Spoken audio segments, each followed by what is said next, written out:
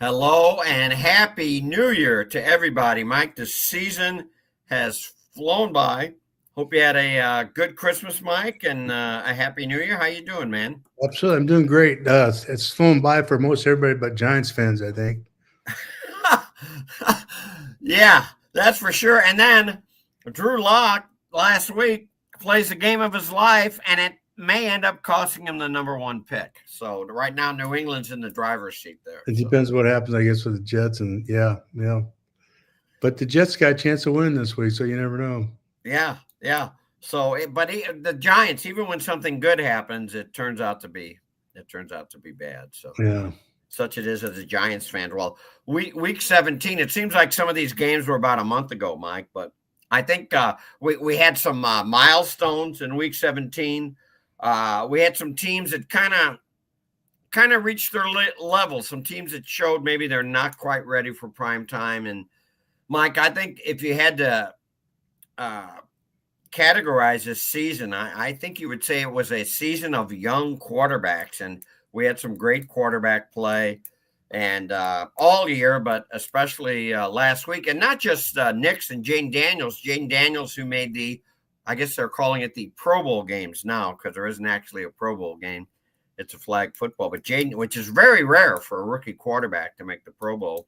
Not just him and Bo Nix, but we've seen Drake May make some progress.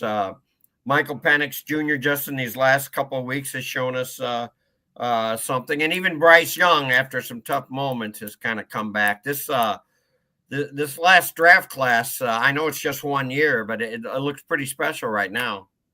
It looks real special. I mean, all those quarterbacks look like they belong in the league and will be longtime starters. They've obviously a lot of them have to get better around them, but Mhm. they've all shown that they belong and can have a good career in the league. And we didn't even mention Caleb Williams, and we'll get to him in a minute.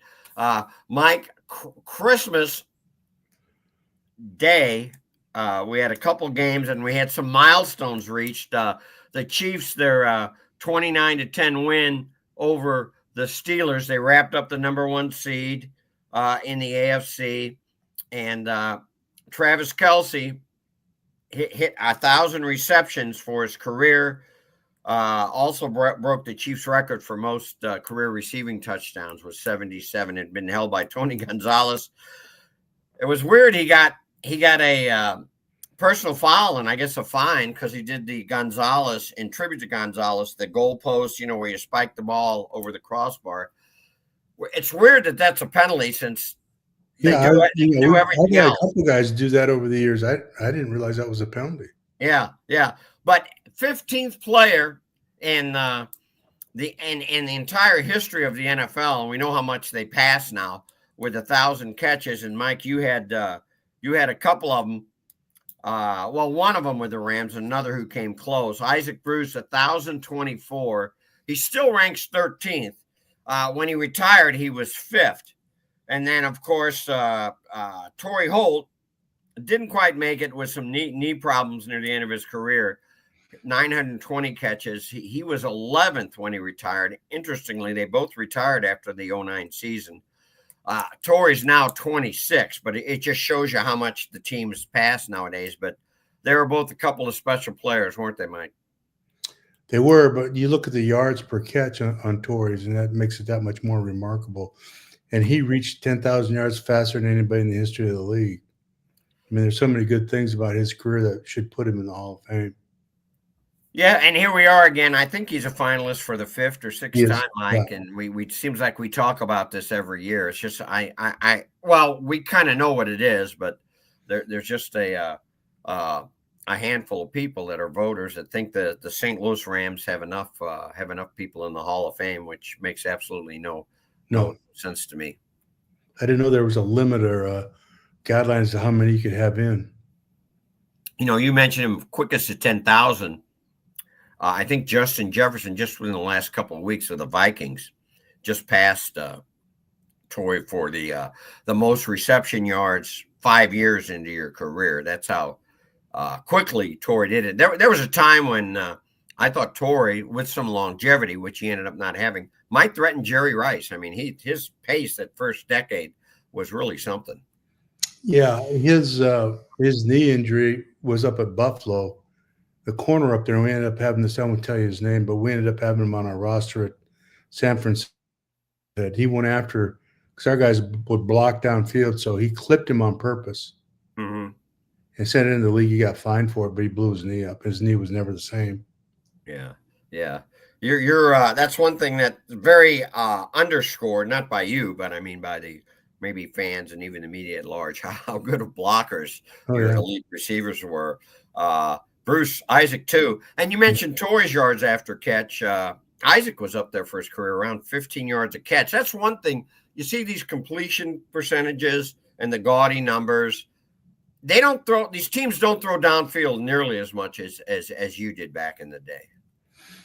no, I think just the whole thing has changed in terms of their approach with these squeeze down formations and shotgun and all that stuff. It's kind of like park football a little bit. You just kind of throw a little option ruts inside and drags, and every now and then throw a deep crosser. But nobody's throwing it to the goal line much. Yeah, yeah, it's all dink and dunk. Okay, moving along. Also, Christmas Day, Ravens 31, Texans 2. Another milestone. Lamar Jackson broke Michael Vick's career rushing yards record for a quarterback, up over 6,100 yards. Jackson, he threw only 15 passes in that game, and which was tied his season low. You saw Michael Vick firsthand. He was a special player, wasn't he? He was amazing. We played him twice when I was at the Bears, and we beat him both years because we were able to contain him. We were really good on defense. But when we played him down at our place, when he came in and replaced Chandler, he gave us fits. We still beat him. But then when we played him down there, we had him, I believe we had him, if I'm not mistaken, 3rd and 29. And we brought safety blitz, and Archuleta had him in his grasp, had him wrapped up, and he stepped out of it and he ran 50 yards for a touchdown. Looked like a New York life insurance. Yeah, it looked like a New York life insurance commercial. This was we played him, I think, in the regular season. I played him in the playoffs, I think. I can't remember. Yeah. But it was. Well, I remember the playoff game. He literally leaped over. This would be 04 over Jeremitrius Butler near the goal line. It was quite the hurdle. Yeah, they also returned 2 punts on us, in the second half, I think, to go. It was a score kind of a deal, and then our special teams. It seemed like every 5 minutes they were announcing that the punt returner was Allen Rossum. Every 5 minutes he had set some kind of either Atlanta record or playoff record. Oh, we were just so happy to be able to oblige that record, So, did you watch the Beyonce Bowl at halftime? No, I don't watch that stuff. No, you didn't. Not interested. It was pretty entertaining, Mike. I got to tell you. But you didn't watch. I watched the replay, and a lot of times they'll condense the replays on NFL Network, and they made room in the replay to show the halftime. Normally, they don't on these replays. They don't show the halftime. They just do regular commercial and go. So they made time for it. Okay, Seahawks 6, Bears 3. I bring this up only because the teams combined for more punts, 13, than points. 9 in this game. Our guy Caleb Williams, he was sacked 7 times. Mike, he's moved up to 4th all time in most sacked quarterbacks. He's at 67 with a game left. David Carr, 76 is the record. Probably won't get that, but he could move up to 2nd place. Randall Cunningham in 1986 in Philadelphia, 72. I know you like Williams. Sometimes it looks like he holds on to the ball too long, but there are a lot of issues around him. We probably won't talk about Chicago again this season. What do you think the Bears need? They need a few things, don't they? I think I will tell you their system sucks. Number one, they game day open. They don't know what they're doing on offense to begin with, and the offensive line sucks. Other than that, they're pretty good. I think what's the quarterback do? He comes back and there's nobody to throw the ball to. Can't get off a press. I don't know what they're doing in the passing game, and then he's supposed to survive in that. Yeah. And And then they not don't. have, and then the offensive line. I mean, it's like a flood drain. It's just, And that, not much of a running game either. So no, and there's no running game, so it's all on him. And there's just absolutely nothing there on offense, nothing, and the no knowledge of. I don't think the offensive coordinator is very good at all, to be honest with you, and they don't know what they're doing. And then they just don't have the talent. So other than that, yeah, it's their hard. defense isn't bad though, right? Not bad on defense. Defense is good. Yeah, they do a good job on defense. Yes. Yeah. Well, the Bears, they've lost 10 in a row now, and the streak started. Remember the Hail Mary by Jaden Daniels way Oh, back on October yeah. 27th. That started it. They haven't won since before Halloween. That's just mind-boggling. They won't win this week either. Yeah, who they have this week? Packers? I think so, yeah. Yeah. We'll get to that in our final segment. Okay, Chargers at Patriots. Somehow, some reason, because the Patriots were playing better, Drake May's coming on. We both picked the Patriots to win this game, and they get just blasted 40-7. I think this game underscores, boy, if you don't have a top-tier quarterback, you're not going to do much in this league, boy. It's a quarterback league, isn't it, Michael? It is, but the one thing that you got to give San Diego is they're good. They're so well schooled and everything. And you compare their coaching and emphasize this with, say, Chicago. It's like, they're just disciplined. They're tough. Yeah. And that's these teams that are struggling, flailing, and it shows up when you have mismatch in talent too. Their discipline, they just overwhelm them. I thought the Chargers will struggle in the weather back there, but evidently they had good weather too. So yeah, and they were smarting a little bit from the week before, I think. Yeah. And they seem really focused. They seem right from the start. You could tell they were locked in. And I think what's made what they've done this year even more impressive is, at least at the start of the season, I hadn't heard of any of these guys, these receivers, tight ends. Now I think we've all heard of Vlad McConkey. He looks pretty good, the rookie out of Georgia, wide receiver. He topped 1,000 yards. He's a real good player, yeah. It's not like they had a bunch of proven talent surrounding Justin Herbert. Well, they had a first rounder though. What's his name from a year or two ago that he just hasn't shown up at all. Yeah. Is it Johnson? Is that his name? Yes. Yeah. Yeah, he hasn't showed up at all. He's a speed guy, drops balls. He just, he's a failure at this point. Yeah. The Bengals and the Broncos, Bengals won 30-24. This was a great game. I mean, Joe Burrow, what a year he's had, but boy, Bo Nix, he was there. He led him a late drive in that game. This was one of the Saturday games. And first Cincinnati win this year over a team with a winning record. They're 0-7 otherwise against teams with winning records. And they still have a shot at the playoffs, but boy, they dug themselves a big hole starting out. What were they, 1-4 or something like that? It's amazing. They look at this in the offseason because in the last 4 years anyway, they start off so bad each year, and there's a reason for it. Yeah, I think at minimum they've started out 0-2 every year. Yeah, and there's a reason for it. I don't know what it is. They need to look at that real hard. Maybe they're not doing enough in camp. I don't know. Now the Rams beat the Cardinals. The Cardinals really collapsed at the end. They lost 5 of 6 games. The Rams they're so hard to figure. I think you may disagree that they're a little lucky. I mean, these last couple of games, Stafford easily could have thrown 2 or 3 interceptions, but the defenders just dropped them. But the Rams scored 44 against the Bills just about a month ago. 3 games since then, Mike, they've combined to score 44 points. They haven't scored more than 19 in any game, but they're still finding a way to win games. They just don't have any punch on offense. They don't have anybody who can go the distance, really. Kupp is older. He just doesn't have the juice. He's a great inside guy, good slot guy and all that. And the Coolidge's good player. The runner's just average. Offense line, everything's just kind of okay. They don't have a big punch there other than the quarterback. The quarterback obviously is a great one, but If they could get somebody like a Jefferson, that kind of speed, and go the distance on the other side of the court, that would be. I think that's what they'll do in the offseason. But that's why they just can't. They have to get a lot of first downs and move down the field and then get in position to kick a field goal or score. They can't get chunks. They're not that kind of team. Yeah.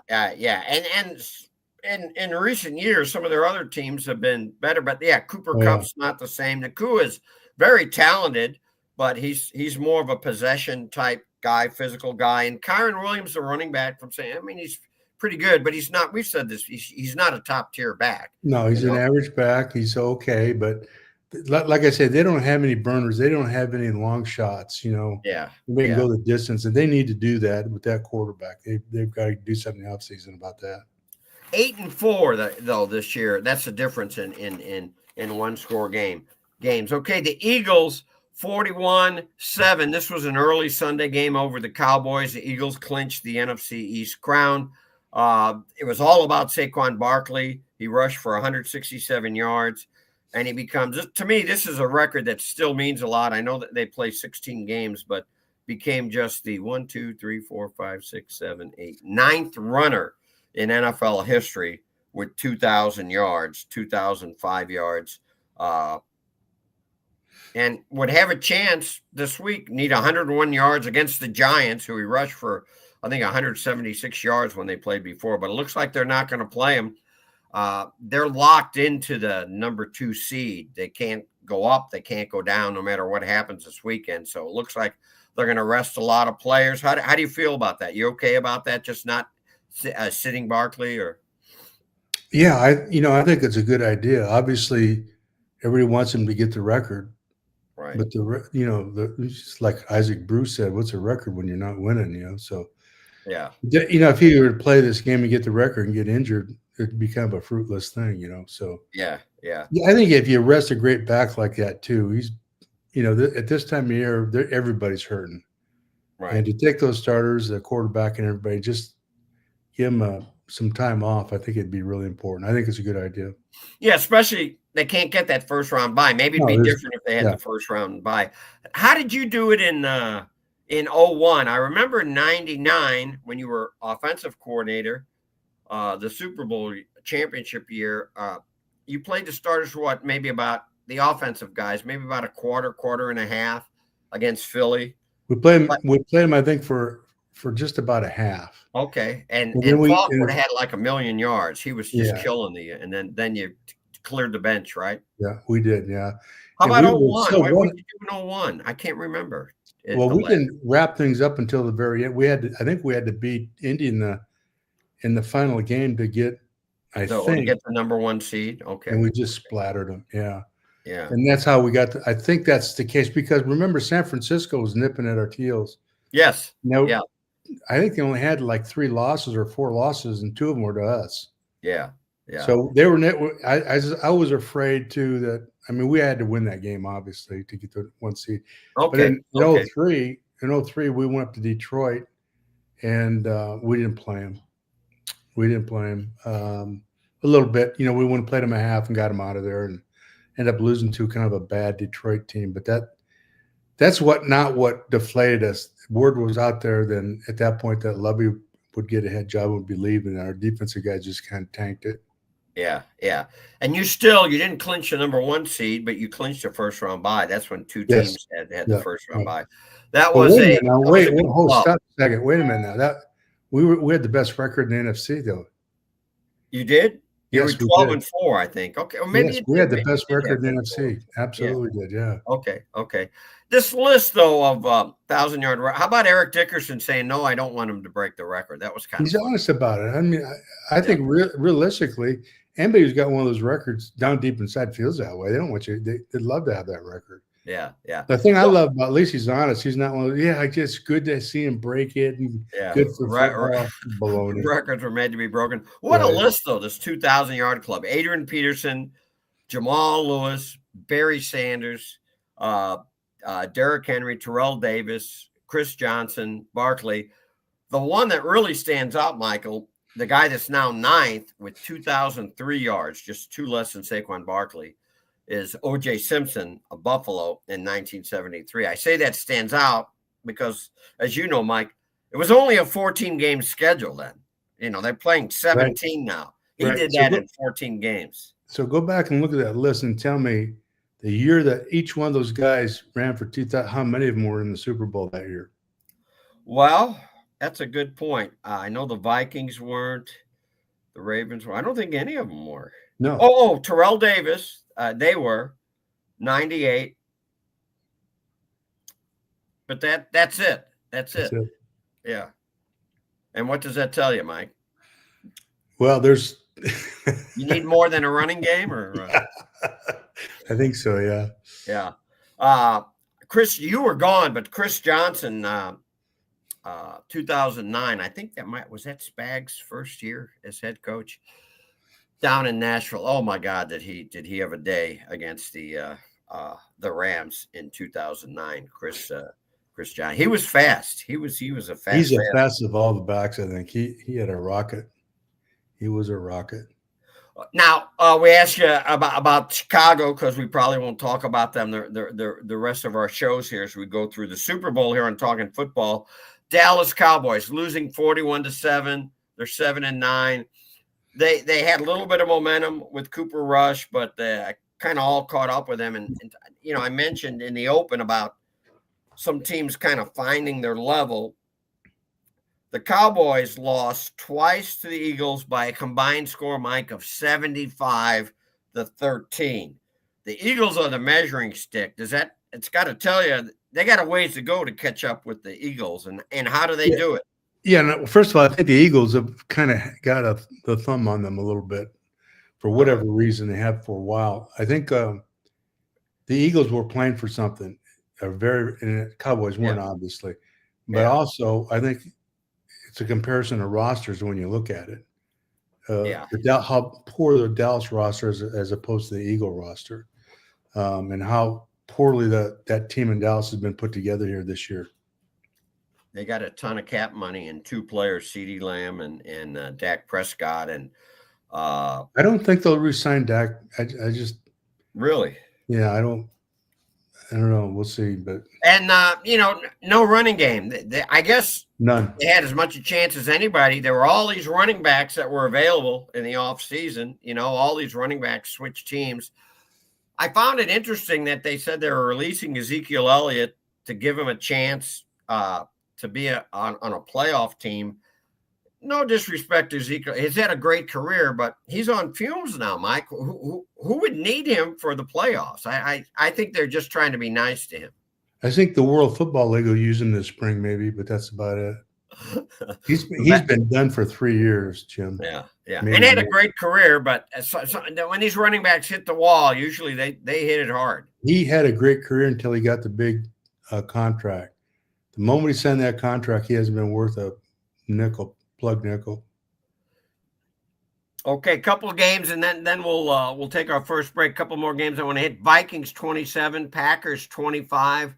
The Packers, boy, they're just not quite ready for elite status. 5 losses, 2 to the Lions, 2 to the Vikings, 1 to the Eagles. 4 of the 5 losses are by 5 points or less. So they're this close, Michael. The problem with the Packers is Minnesota and Detroit. Yeah. If they were in one of the other NFC divisions, I mean, what bad luck to be that good and be in that conference, Yeah. What a top-heavy conference. And there are 2 games with the Vikings, and who knows? Maybe they'll meet them in the playoffs a third time. The first game, you recall, this was that was close. September 29th. They fall behind 28-0. They rally, take a late lead, and I think they took a late lead. Anyway, they lost just 31-29. Even this game, they were down 20-3 in the third quarter, and they come back to make it a game. Now, the Sunday night game, Commanders 30, Falcons 24 in overtime. What a fun game to watch. Boy, Jaden Daniels was fantastic. I've kind of gone back and forth. Who would be my rookie of the year? I think based on this game, I'm going to go. I don't have a vote, so it doesn't matter. But Jaden Daniels, he also, besides, throwing for 3 touchdowns, he was 16 for 127 rushing, almost 8 yards a carry, Mike. He outrushed the entire Falcons team in that game. Yeah, he's obviously going to be a superstar. And as they get better in the offensive line, because they're not very good, they get better in the offensive line, get better on defense. The way they get beat is somebody can rush the football well will beat them, you know. Yeah, and they could use maybe one more receiver, one more really good receiver, and they'd really have something. Michael Penix Jr. though he played well. He had that late drive that the Tide sent the game in overtime. He's got a long way to go to be a good player in the league. And why do you say that? He just throws the ball too hard. You know, the deep balls are just too flat. He can't change up throws. He can't lay a ball into a hole. Everything is just, you know, and he's going to miss a lot of throws doing that. Until he can learn how to do that, and I don't know that he can, but until he learns how to do that, he's going to be like it was at Washington. He's just going to miss throws he shouldn't. Yeah, there were a couple deep balls where there were more line drives. If Horrible. You put a little air under it, it's a touchdown. You just lay it out there, and that's coaching too. Somewhere along the line, you got to coach a guy to do that. So you can teach that, or you can improve that? Absolutely do that. You just go out and practice it. Yeah. You set a bucket down there 40 yards down the field next to the sideline, said throw it up in the air and hit the bucket like a 3-point shot, you know, and you see how close you can get to it. You know what I mean? That's what you have to do. It has to drop in like this, not like that, you know. And I got you. John Kitna used to throw it like that when I got him up there. What are you doing, man? You can't do that. Yeah. The Monday night game, Lions 40, 49ers 34. Dan Campbell, your bud there, he said the Lions would hold nothing back. They had nothing to gain from that game. They went out and they played a hell of a game. They did have something to gain. There's a lot of pride lost there last year when they got beat by them in the NFC title game. Yeah, so there was some payback for those players. You cannot not let those players have some payback on that too.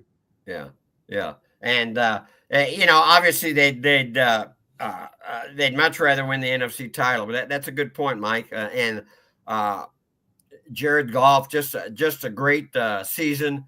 A tip of the cap to St. Louis area products. The first 3 touchdowns were scored by St. Louis high school products. Laporta scored 1 touchdown, and Jamison Williams scored a couple. I should mention too that yet another. It's one of the reasons why the Lions are my favorite team. Jack Fox, their punter, who punted for Ladue High School, made the Pro Bowl games today. So congrats to him. We're going to take a break. That was a long first segment, so much to go over, but we'll be back, and we're going to ask Mike after these messages. Let me get this straight. Graybar is a distributor? Yep. For more than 150 years, we supported electrical and datacom projects all over the country. So you can get me products wherever and whenever I need them? Yep. Thanks to our expansive national logistics network. For any industry? Yep. From construction sites and industrial plants to schools, hospitals, and just about everything in between. So you could say Graybar is much more than a distributor? Yep, you could say that. They really do it all. Yep. When you need a hand powering, connecting, or maintaining your operations, join the thousands of professionals who rely on Graybar to help keep them up and running. Yep, Graybar does that. Hello, we're back. We're going to, as we did last week, this middle segment, we usually touch a lot of bases, but we're going to go, as we did last week, we're going to go straight to the Ask Mike question. This came from Twitter, so I don't know the gentleman's name, but his Twitter handle is Ballgame from St. Louis. Very interesting question, one I hadn't thought about in a while as we go to kind of a throwback question. Who came up with the Max Q idea? Of course, you remember Max Q. It was a NASA reference, wasn't it, Mike? Bobby April. Bobby April had heard, I can't remember the gentleman's name, who used to train the astronauts. Right. And learned about Max Q. He learned, and then Bobby had him come in and talk to our team for a half an hour. And he was just off the charts. He did such a great job. And the whole idea of Max Q is, and I didn't know this, is for anything, any rocket to get out of Earth's atmosphere, right at that line, everything's got to be perfect. The astronauts got to be perfect at what they're doing because there's a lot of stuff that they have to do. And then the ship itself has got to be absolutely perfect. And the term for that is everybody's got to reach max Q at that critical point. So, it's a great term to use for perfection and then everybody at their optimum. Yeah. And that was the goal that season, seeking perfection. Very, very elusive in sport, in life. Yeah. Max Q. Thank you. It's amazing some of these questions we get that people are still thinking about this a quarter of a century later. But thank you, ball game of St. Louis. The picks, Mike went 7-3. I went 8-2. We're both Mike, I think I'm going to hold you off. You've been challenging me. I think I'm going to hold you off. What did we bet $1,000 on this, or didn't we? Yeah. No. Yeah, it's that Monopoly money. Also, just a quick note: the AFC versus NFC. They were 1-1 last week. Giants beat the Colts. Raiders beat the Saints. These were the last interconference games. The NFC had a really good year. They went 47-32 head-to-head against the AFC. In the last 8 years, that's the second best winning percentage, .587 winning percentage for the NFC. These kind of go back and forth. The AFC's had the better record head-to-head 3 of the 8 years, the NFC 5 of the 8 years. I don't think it has a whole heck of a lot to do with who wins the Super Bowl, does it, Mike? It does show there was a lot of strength in the NFC this year, though. No, but I just think the NFC North there, with those 3 teams, they just kind of sharpen each other, Yeah. I wouldn't be surprised if one of them comes out on top. Yeah. A quick Pro Bowl note. We mentioned Jack Fox of Ladue getting in. It was interesting. And again, the Pro Bowl means even less because it's not even a game. But Mahomes did not make the AFC squad. Josh Allen, Lamar Jackson, Joe Burrow were the AFC quarterbacks. Mike, as great as Mahomes is, it's kind of hard to argue with that, right? Well, he didn't play great. I mean, he played okay. I mean, he didn't play like he's played in the past. To me, this by far his worst year. Yeah. Half, he was great in the clutch, but still, some of his not great play made these tight games. Maybe he's had some really bad first halves, and during the season, then come back and of course showed it up at the end and played well and had some great officiating help at the end too, most of them. But other than that, we've got the UFL schedule coming out later today. That'll be good to see who the Battlehawks will play. Mike, were you interviewed for the UFL commissioner a couple 3 years ago? Is that right?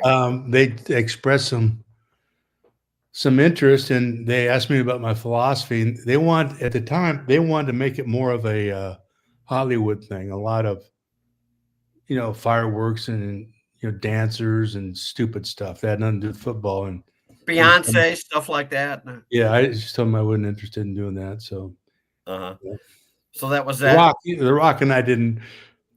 Yeah, we were on the same. His representative called me. If you played your cards right, you could have worked your way into a role in one of these Rock movies. He still makes movies, doesn't he? Yeah.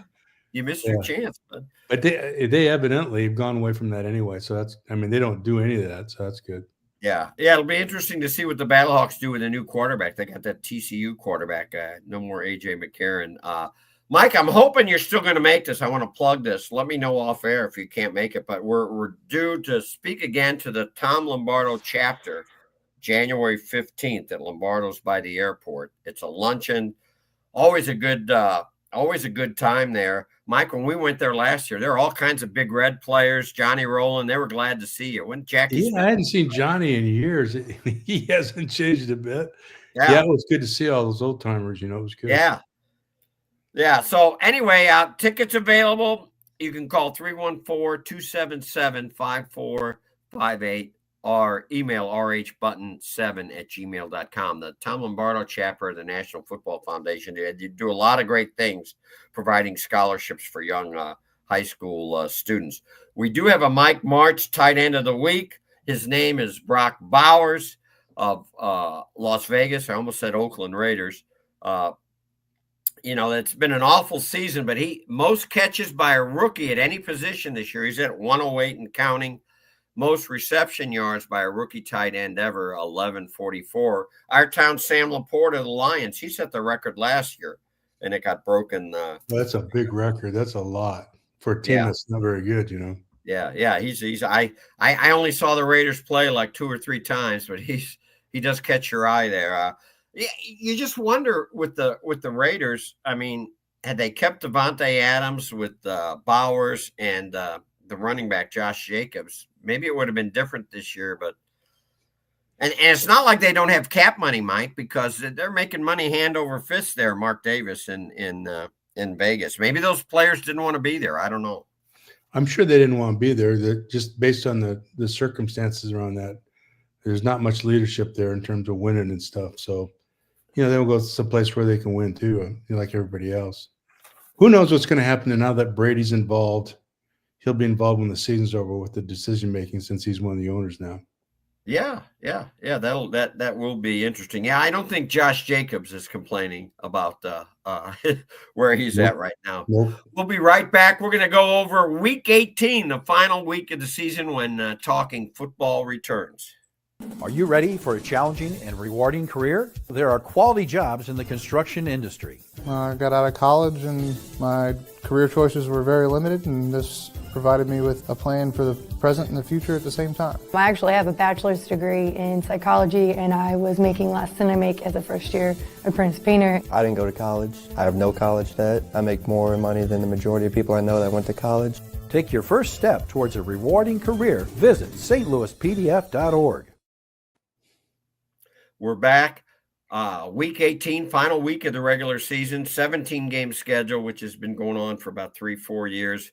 No Thursday night game this week. No Monday night game. Mike, I think your 0-2 Rams, we've talked about this game, were the last Monday night game, that comeback against San Francisco when, was it Jamie Martin rallied, Scott Covington struggled at the start of the game, and you made fun of us afterwards, the writers, because we had to entirely change our game stories during the comeback, because we're writing on deadline. The stories have to be in almost right after the game. And I don't know, you scored about 1 million points in the fourth quarter and pulled that one out. Well, Scott was blistering in the first half. He was 0 for 15, I think. We didn't complete a pass in that first half. And he was so nervous he couldn't call a play. Marshall was calling the pass play. So if he can't call a play, chances are he's not going to know where to throw the football either. Yeah. He just poor kid. Was Jamie hurt? Was he? I mean, he was playing. Jamie he was had a bad knee, wasn't he?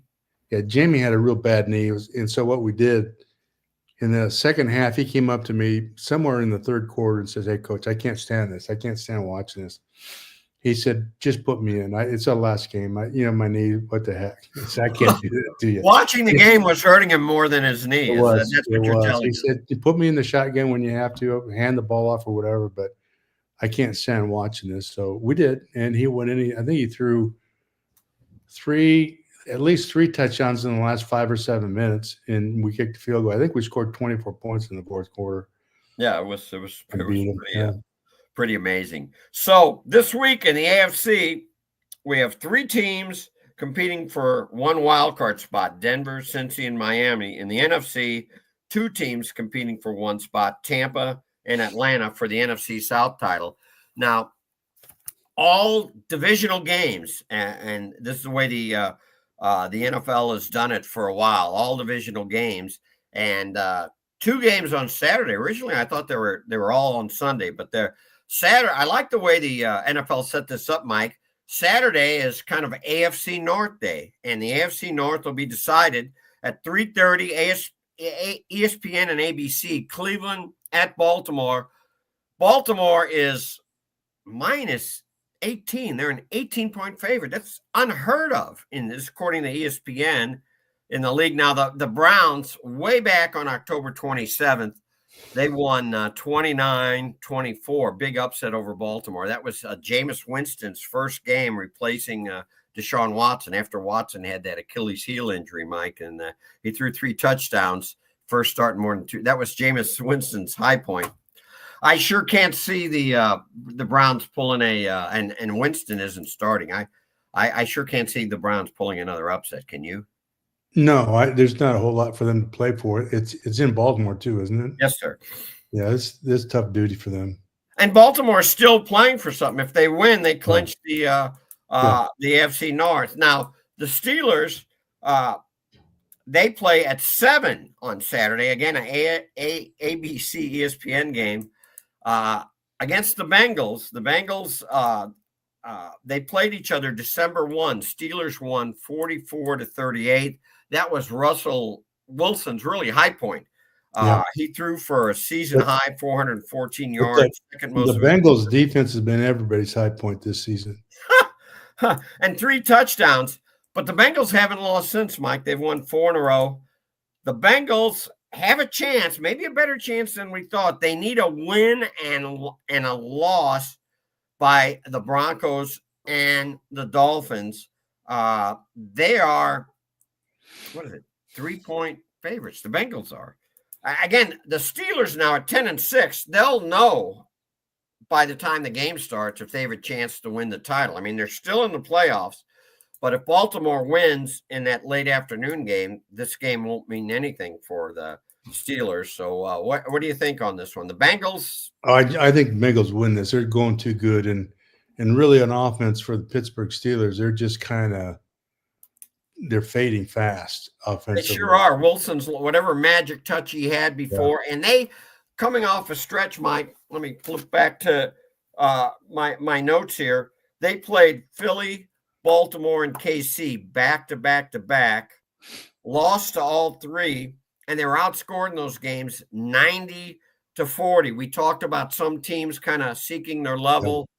Yeah. Once again, the Steelers, and we love Mike Tomlin. We've said it a million times on it, but they're kind of in this mode where they have good teams but not great teams. It's kind of been that way since, Roethlisberger, and I thought maybe it might be different with Russell Wilson, but it looks like it's going to be more of the same, right? Good, but not great.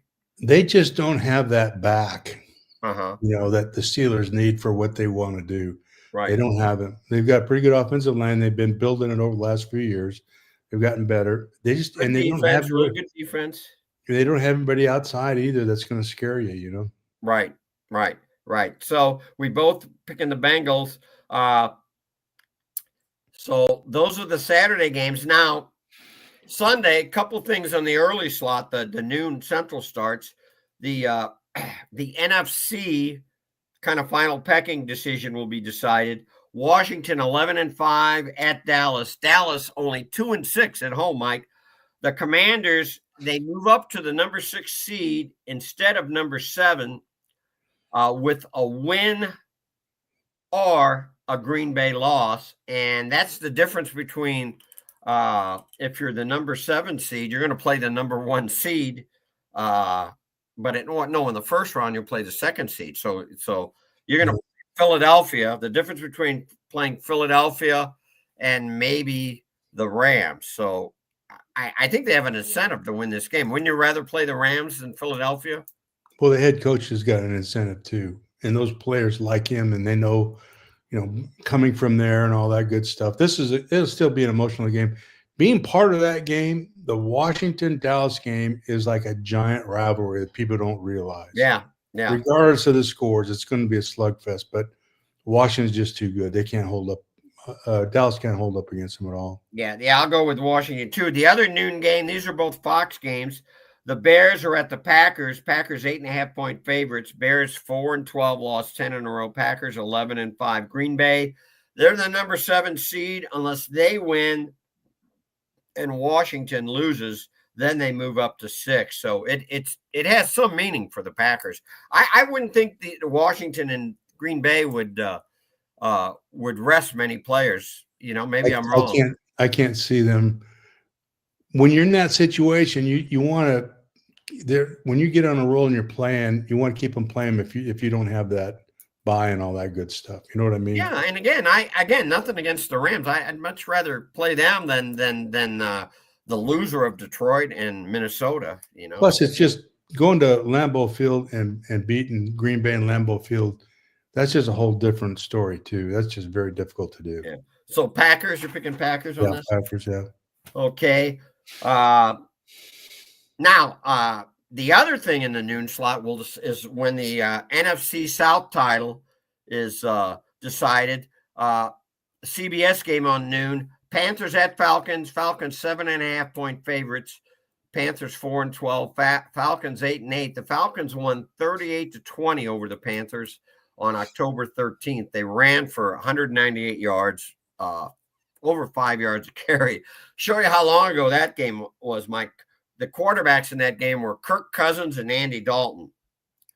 The Falcons need a win and a Bucs loss to win the NFC South and get into the playoffs. What do you think? Well, the Falcons will win, but the Bucs won't lose. Okay. The Panthers, they had a little bit of life with Bryce Young, but they've kind of come back to the pack here these last couple of games. Right? They're just not good enough. There's nothing wrong with Bryce Young. He's a really good player. They're just not good enough. Yeah. The Bills and the Patriots. The Bills are stuck at the number 2 seed. Patriots are in line for the number 1 pick. There's some talk that they may sit Drake May. If they do, to me, that's a sign that we want the number 1 pick. Yeah. I think all the way here, Mike. The fact that Mayo came out and said, well, we're considering everything. Yeah.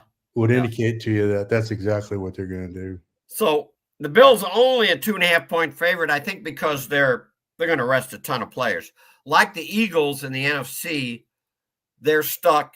I say stuck. They're the number 2 seed, and nothing that happens Sunday can change that. I'm still going with the Bills. How about you? I think their backups could play them in their pajamas and beat them. Yeah, I think they could what? They could what? They could play them in their pajamas and they'd beat them. Well, who knows? Maybe they'll wear their pajamas. Okay, noon on CBS. We have the Giants at the Eagles. Like we were joking in the first segment, Drew Lock had one of the games of his career for the Giants in ending the Colts playoff hopes, and that game could end up costing the Giants a chance at the number 1 pick. Saquon Barkley looks like he's not going to play. Eagles locked into the number 2 spot. I don't think Hurts plays too, coming off the concussion. They look pretty good with Kenny Pickett last week at quarterback. Even the third guy, forget his name, McKee, they were still throwing touchdowns, but I don't think Devontae Brown plays. I don't think Hollywood Brown, I don't think Devontae Smith plays.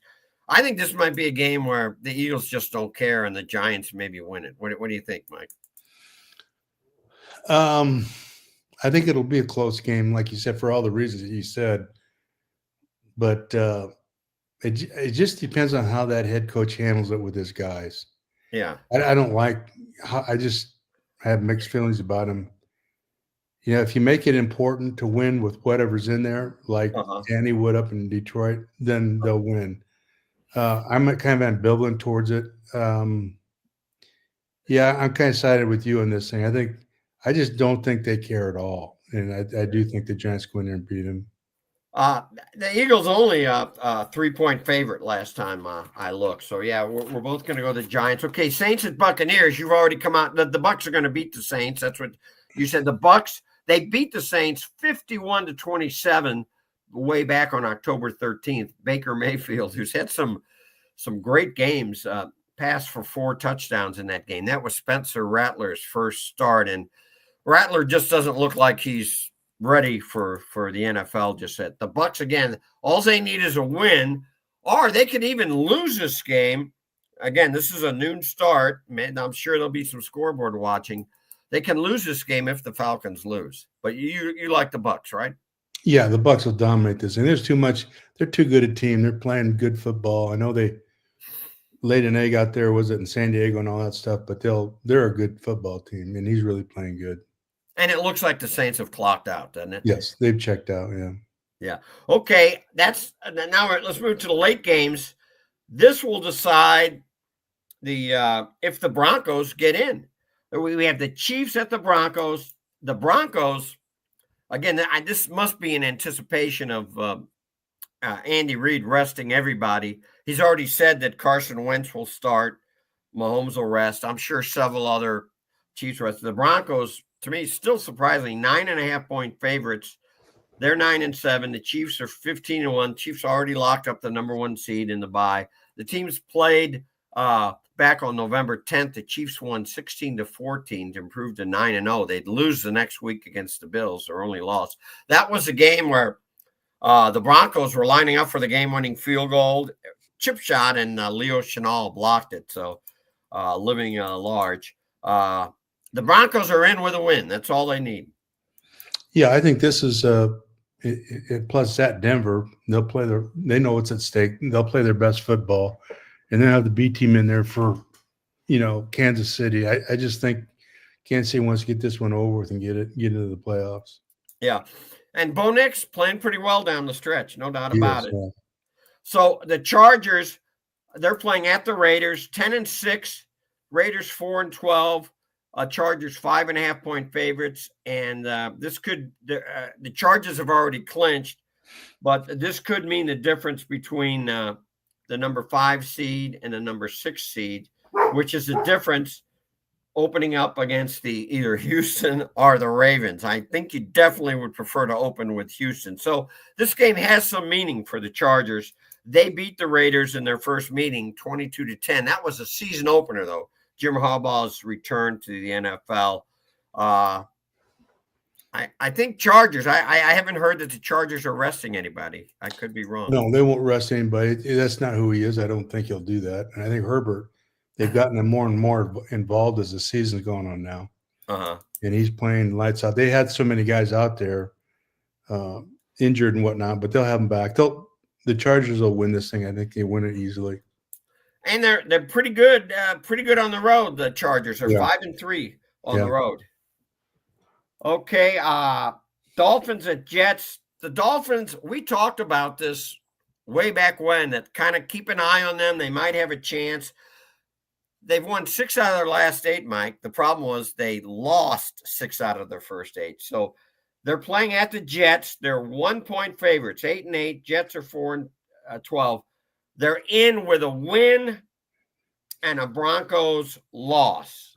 It has no bearing what the Bengals do. If a win and a Broncos loss, they beat the Jets 32-26 in overtime on December 8th after a fourth-quarter rally. Tua is not starting. They've already announced it. Tagliavoa, the guy they call Snoop, Tyler Huntley, is going, and he played, pretty well last week. But it looks like Tyler Huntley is going to start. What do you think about this one? What's the temperature at game time? I don't know. I haven't looked at the 32 degrees. We saw how 32, much? 32, and it'll be colder. So, this is going to happen. What happens this is going to happen for Miami. They're going to want to get back under the beach umbrella as fast as they can. I think the Jets. You're going with the Jets? Yeah, and I think this will be Rodgers' swan song. He's going to want to play really good in this. Oh, so you think he'll be done after this, huh? Yeah, I do. Wow. Yeah, it could be. So yeah, I think I'll go with the Jets here as well. Okay, just one more we want to look at, and what a way to end the season! The Sunday night game. 14-2 Vikings at the 14-2 Lions. Lions are 3-point favorite. The winner wins the NFC North, clinches a division title, clinches a number 1 seed, first round bye, home field advantage.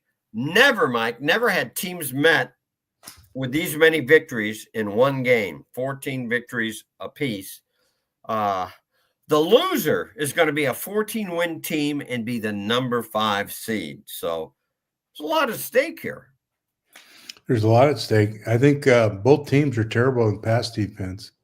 Neither one were very good. You just think if Detroit wasn't injured at all, this would be a no-brainer. But I still think it's at Detroit. I still think Detroit wins. There's just you can't bet against Danny. He's gonna have him ready to play. He could have the Musketeers up front, and you got to bet. You got to bet on him. He's going to get him ready. You just can't go against your Lions, can you? Can't go against Danny. They met October 20th, and the Lions won 31-29 on a Jake Bates. He's the former United Football League kicker who kicked like a 60-something yarder to beat the Battlehawks in last year's UFL season opener. Anyway, the Lions won 31-29. The Vikings had been 5-0. I got to go Lions too. A part of me wants to say Vikings. I know the Lions. Everybody's concerned all the points the Lions gave up. But here's the thing that the Vikings don't have, and I know Carter's they're good. He's a good back, but this Gibbs will absolutely take this game over. He has a chance of doing that, and he's the ace in the hole in this game, that a factor they can't account for. And the other backup was Spellman and all that, but even last weekend you watch him, he's got so much juice. He makes plays that nobody else in the league can make. Yeah. You've which very early in the season you compared him to. No, I think even last year on the show you compared him to Marshall Faulk, which got my attention. So there's something about the Lions too, in a different way than the Chiefs. It seems like they maybe it's resiliency, grit, toughness. They seem to know how to close out games. They don't panic. They just keep charging the ball, until they crack it. And like you mentioned, Aaron Jones is good, but I don't think he's quite in Gibbs's class. I said Carter. Jones. He's good. He's a little. Yeah, he's just not the same. That ball gets in the perimeter with Gibbs. Nobody can catch him. He outruns everybody. Yeah, and he's a tough guy up inside. He takes your breath away. I think this game will get a monster rating. Your guy Sam Darnold, he's coming off a monster game. He's had a great season. We've discussed this before. Did the Vikings have to try to keep him, or don't they have to? Don't they? Or it's the same thing. They asked us, at, 99 about Kurt. I mean, you have to. Right. I mean, why wouldn't you? But unless he's going to want so much money, which is possible. But he's not going to go any place where he's going to have it better than that. We should tell our guys that too. Look at the coach, the guy that's coaching him. Look at the team. Definitely offensive guru, quarterback whisperer. Yeah, what are you going to do? Go to Jacksonville or someplace? Come on, that's not going to happen. Or go to Chicago, God forbid. Are the Raiders? Yeah. Yeah, someplace like, where they don't know what they're doing. So he's got to take that into, it's like Isaac Bruce used to say this all the time. He said, you just have to figure out how much is enough. When you do these contracts, how much is going to take care of you the rest of your life, et cetera, et cetera. And when you hit that number, then, whatever that is. So if the contract is so exorbitant they can't afford him, that's one thing. But right. But O'Connell, whoever's playing, he's going to get him ready to play. But yeah, I'd make every attempt to resign him. That would only make sense. Yeah.